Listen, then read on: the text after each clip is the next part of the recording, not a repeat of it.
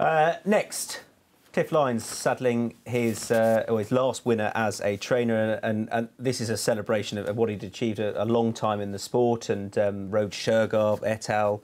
As a work rider. Do you know him personally and what a great success this was? Only to say hello to, but I mean, imagine Shergar, a name that I think everybody, because of the sad thing that happened to him after he finished racing, but a wonderful, wonderful, wonderful racehorse, one of the best I've ever seen, to be associated with that, Kim. I mean, it's always with you.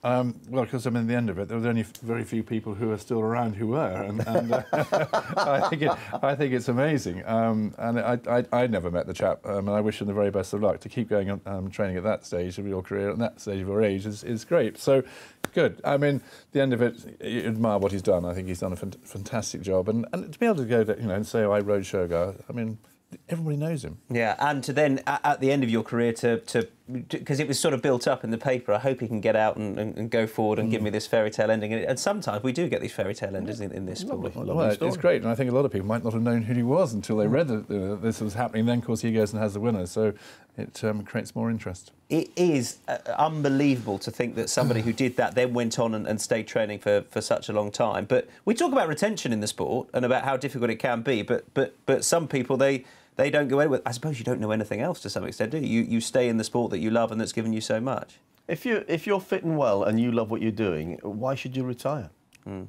Get bored very quickly.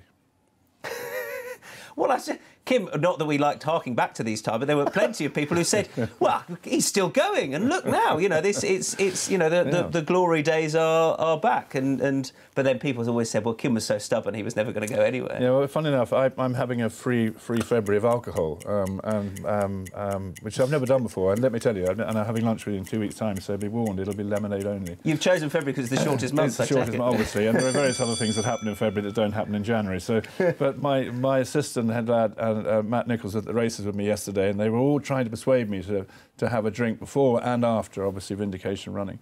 And Matt just turned around and said, "You won't succeed. He's too bloody stubborn." Yeah, there you go, exactly.